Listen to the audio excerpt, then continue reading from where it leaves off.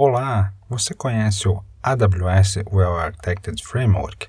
Saiba que esse é um dos principais frameworks onde você vai encontrar ali concentrado uma série de estratégias e melhores práticas para arquitetura em cloud computing. Então imagina que a AWS tem muitos anos de experiência em tudo que deu certo, em tudo que não deu certo ali do seu workload operando em cloud computing, inclusive feedback de vários clientes. Ela reúne todo esse conhecimento nesse framework e realmente ele é um paper incrível e o próprio Werner Vogel, CTO da AWS, já elencou a importância do mesmo na construção de uma arquitetura mais resiliente, de acordo com as recomendações da AWS. Com esse framework, a gente vai conseguir ali corrigir as deficiências da nossa arquitetura e, posteriormente, endereçar ações de melhoria. Ele vai permitir também que nós venhamos a tomar decisões mais assertivas com relação ao pensamento Cloud Native. Ou seja, quando eu trabalhava ali no meu ambiente on-premises, eu tinha uma forma de fazer as coisas, eu tinha algumas limitações, eu tinha uma estrutura onde as coisas se encaixavam, mas uma vez que eu estou utilizando da Cloud Computing, realmente o meu horizonte se expande muito e esse framework vai nos ajudar aí a explorar todo o potencial que Cloud Computing pode trazer para o nosso workload. Se nós formos buscar extrair algumas das vantagens da gente estar trabalhando com AWS Well Architected Framework, a primeira delas eu elencaria como maior conscientização sobre as melhores práticas de arquitetura. Porque às vezes os profissionais de TI, eles não têm tempo ou mesmo não se debruçam para se preparar da melhor forma para fazer ali a arquitetura dos seus sistemas. Então, uma vez que você estudar esse framework, com certeza você vai estar aplicando o que existe de melhor no mercado. Você vai ter mais consciência, vai tomar decisões mais assertivas do que você precisa estar fazendo ali para operar em cloud computing com muito mais propriedade. Como um segundo ponto, endereça áreas de base, fundamentos que frequentemente são negligenciadas.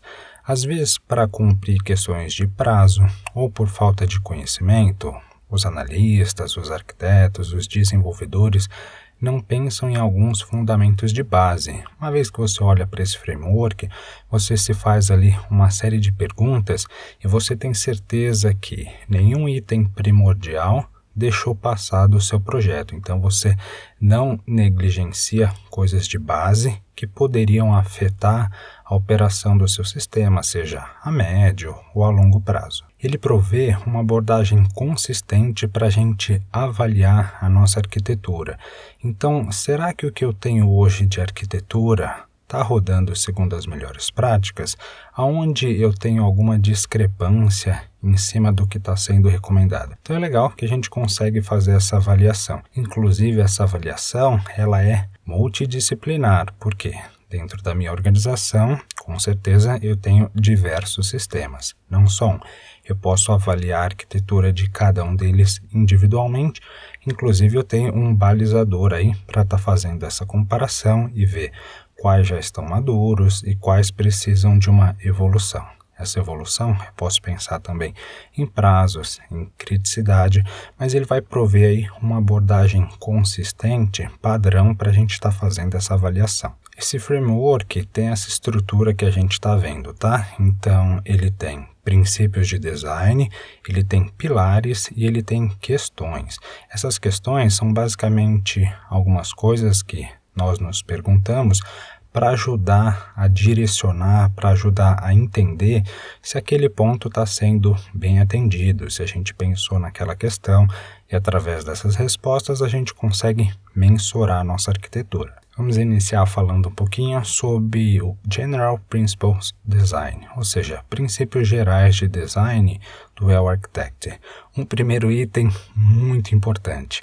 Não é preciso estimar ou adivinhar a capacidade requerida.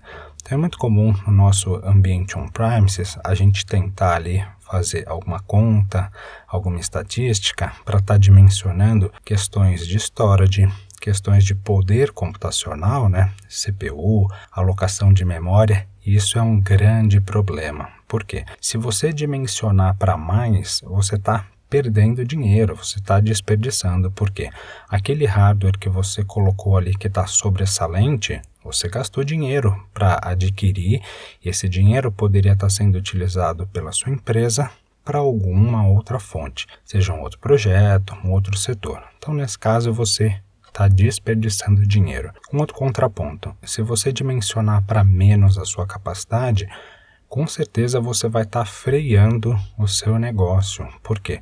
Pode ser que o seu sistema tenha uma performance ruim, pode ser que você não consiga atender algum item de escalabilidade.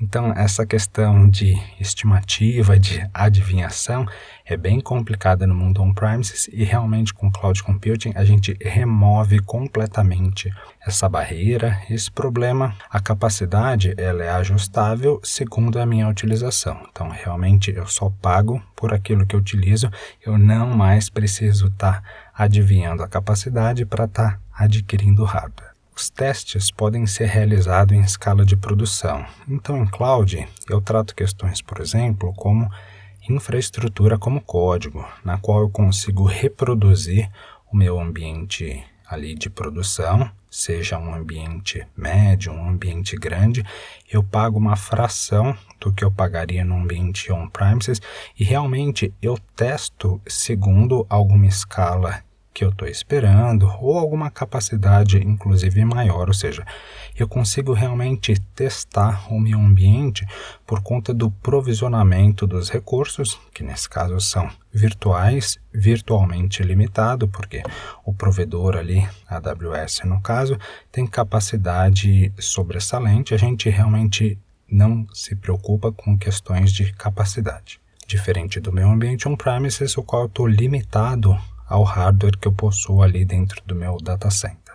Uma vez que eu tenho essa liberdade para estar criando recursos, eu consigo criar e experimentar facilmente novas soluções, seja ali através do marketplace, algumas soluções prontas que os diversos fabricantes disponibilizam para a gente estar fazendo uso, para testar, ou qualquer arcabouço que eu tenha no mercado, porque eu consigo construir todo o ambiente, eu crio, eu experimento, eu testo o meu workload para ver de que forma ele roda melhor e depois eu desprovisiono tudo isso. Então eu consigo criar e experimentar facilmente qualquer solução, qualquer ideia, qualquer iniciativa que eu queira. Isso torna a minha empresa muito mais ágil, muito mais competitiva no mercado. Permite a criação e evolução da arquitetura. Então, como eu não estou preso a soluções de hardware, eu consigo criar e evoluir a minha arquitetura de uma maneira muito mais fácil. Então, pode ser que hoje eu tenha um requerimento, eu comece de uma forma e daqui 3 meses, 6 meses, eu tenha uma expansão massiva, eu preciso mexer ali na minha arquitetura, eu consigo fazer isso com grande facilidade dentro do ambiente de Cloud Computing. Exatamente por essa questão de eu não estar amarrado a um único hardware, a uma única solução que eu venha adquirir. Então, realmente, é uma evolução constante quando a gente consegue ir para Cloud Computing, a gente tem todos esses benefícios. Esse item é muito legal. As soluções, elas são criadas com base nas necessidades, ou seja, eu dimensiono alguma solução com base nos dados que eu tenho, data driven, ou seja, eu testo, eu verifico a performance do meu sistema, eu verifico qualquer métrica ali de observabilidade e a partir delas é que eu decido o que é melhor para a minha arquitetura, o que é melhor para o meu sistema, o que é melhor para o meu workload em geral. Então, não mais eu fico chutando, pensando, projetando. Realmente, eu tenho dados reais, dados factíveis ali, de todos os testes que eu fiz, e baseado nesses dados, eu tomo a minha decisão, eu direciono aí, eu dou feedback para a minha área de negócios, para ela tomar uma decisão muito mais inteligente de como a minha empresa vai estar se posicionando no mercado. Eu consigo também melhorar através de Game Days. Esse conceito é muito legal. Pensa aí como se fossem eventos de produção. Então imagina que você vai experienciar daqui a algum alguns meses, por exemplo, uma Black Friday.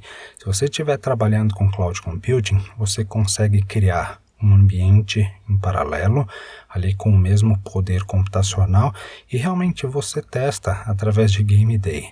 Essa escala de acesso, de consumo do seu recurso, isso vai fazer com que você evolua, com que você se prepare, com que você anteveja uma série de problemas, e aí quando você realmente estiver no dia D ali, você consegue passar por ele tranquilamente. Então, muito legal esse conceito do Game Days, porque você cria dias que serão esses Game Days, e aí você faz testes reais ali, seja no seu ambiente de produção, ou seja no seu ambiente que você criou em paralelo, para testar toda a resiliência, escalabilidade e elasticidade do seu ambiente. Lembra que eu comentei que o Well Architected Framework ele é baseado ali naqueles princípios de design gerais, nos pilares e nas questões. Nesse slide, a gente está vendo os 5 pilares que compõem o AWS Well Architected Framework. Então, começando aqui na esquerda, o pilar de excelência operacional. Vou fazer só uma pequena prévia, e nós vamos abrir aí cada um desses pilares e tratar com mais profundidade cada um deles. Mas o pilar de excelência operacional, basicamente, ele vai se preocupar, se concentrar com o monitoramento de sistema para entregar valor empresarial. Então, às vezes a gente cria ali na nossa empresa sistemas, mas a gente não entende qual é o valor que esse sistema entrega para a nossa organização. Esse pilar vai se concentrar com esse tipo de questão. E, obviamente, vai me ajudar aí a melhorar continuamente os meus processos e os meus procedimentos dentro da empresa. Se a gente for pensar nos principais tópicos que incluem essa questão de excelência operacional, com certeza a gente vai cair em questões de gerenciamento e automação de alterações, questão de reação a eventos, a definição de padrões para que eu consiga gerenciar com êxito as minhas operações do dia a dia. Como um segundo pilar, nós entramos em questões de segurança. Então, o segundo pilar ele vai estar concentrado em proteger os nossos sistemas, as nossas informações. Os principais tópicos aqui que a gente vai encontrar dentro desse pilar são questões de confidencialidade, integridade dos dados, toda a parte de identificação e gerenciamento de quem vai estar acessando os nossos sistemas, o que essa pessoa vai fazer. Se a gente fosse resumir aí, diríamos questões de gerenciamento de privilégio, com certeza a proteção de sistemas e o estabelecimento de controles. Para quê? Para que nós possamos detectar e reagir proativamente a eventos de segurança. Próximo pilar, Reliability ou confiabilidade. Então esse pilar ele vai se concentrar na capacidade não só de evitar, mas de recuperação do meu workload, para que qualquer falha que ocorra ali em um componente não afete o meu sistema como um todo. Então questões de alta disponibilidade, por exemplo, são tratadas dentro desse pilar.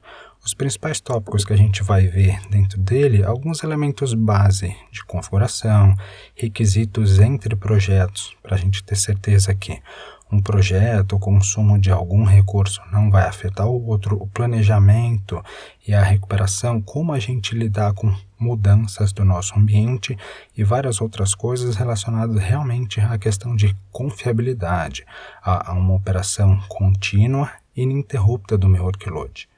No próximo pilar, a gente vai encontrar elementos de eficiência de performance. Então aqui a gente vai estar verificando o uso eficiente dos recursos de TI voltado à computação. Então se a gente pensar, por exemplo, quais tópicos vão estar dentro dele? Pensa em questões de monitoramento e performance. Será que esse banco de dados que eu estou utilizando é a melhor opção? Eu não teria que, por exemplo, me aproveitar de um banco de dados não relacional para esse tipo de transação? Questões de performance. Será que se eu adotar uma CDN, eu não consigo fazer uma entrega de conteúdo web muito mais rápida para o meu usuário? Um banco de dados que se aproveita do armazenamento em cache. Então, será que essa EC2, essa instância virtual que eu estou utilizando, ela tem o tamanho, o tipo de família, o tipo de processamento ideal para o meu workload. Então, todas essas características de performance a gente vai ver também dentro desse pilar. E o legal porque, uma vez que eu tenho sistemas mais performáticos, com certeza eu consigo influenciar diretamente as minhas operações de negócio, seja ali para responder, por exemplo, alguma tratativa de um modelo de machine learning, dando um direcionamento para a minha área de negócios, ou mesmo questão do meu usuário, dele não ter problema de performance, dele não ter uma pobre experiência de uso da minha aplicação. Por fim, o último pilar que a gente vai explorar é a otimização de custos, ou seja, Cost Optimization. Saiba que um tópico importantíssimo para a adoção de Cloud Computing, inclusive um dos motivadores para as empresas migrarem para Cloud Computing, é a questão de otimização de custos. Então, com certeza, a gente consegue sim reduzir os nossos custos indo para a nuvem, e esse pilar vai tratar dessa questão, ou seja, eu vou otimizar os meus custos para evitar gastos desnecessários. Então eu vou ter toda a compreensão e o controle de onde o dinheiro está sendo gasto, eu vou fazer a seleção do número certo e mais adequado ao tipo de recurso, eu vou fazer uma análise dos gastos ao longo do tempo, vou acompanhar ali toda a questão de escalabilidade para estar atendendo as áreas de negócio, com certeza, mas sem gastar excessivamente. E se você me perguntar, Diogo, qual o uso comum que o pessoal está fazendo do Well Architected? Seja do próprio framework, seja da ferramenta em si, que a gente vai explorar mais para frente, que existe uma ferramenta ali pronta da AWS que a gente consegue aferir a nossa arquitetura segundo algumas perguntas, segundo alguma análise que o Well Architected faz em cima do nosso ambiente. Então as empresas estão utilizando o Well Architected para aprender como criar a arquitetura nativa de cloud. Quando eu vou para Cloud Computing, realmente eu tenho que pensar em uma mudança de mindset. É diferente a forma de fazer as coisas.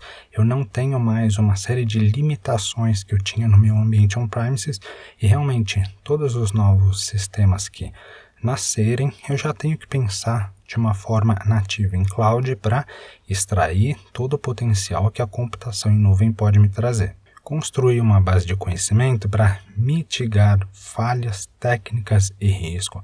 Então, com certeza, se eu gero uma base de conhecimento e se ela for multidisciplinar entre os times ali que trabalham dentro da minha organização, eu vou estar mitigando falhas técnicas e, consequentemente, riscos. Ou seja, eu já faço as coisas nascerem da maneira correta, eu crio ali uma base de conhecimento do que deu certo, do que não deu certo. Com certeza isso vai ser muito benéfico para a minha organização, porque ninguém quer ficar incorrendo nos mesmos erros. Então, tudo que eu aprendi, eu compartilho e faço reuso dessa informação. Várias empresas estão utilizando o Well Architected como um mecanismo comum de padronização e governança antes dos sistemas entrarem em produção.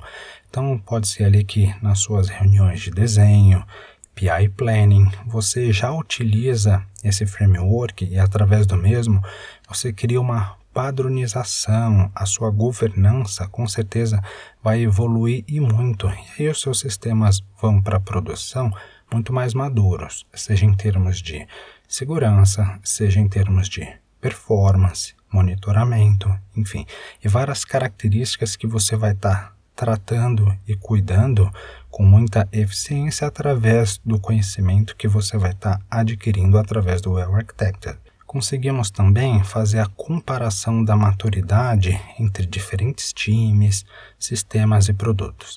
Não pensem nesse framework como alguma coisa para auditar, para apontar erros.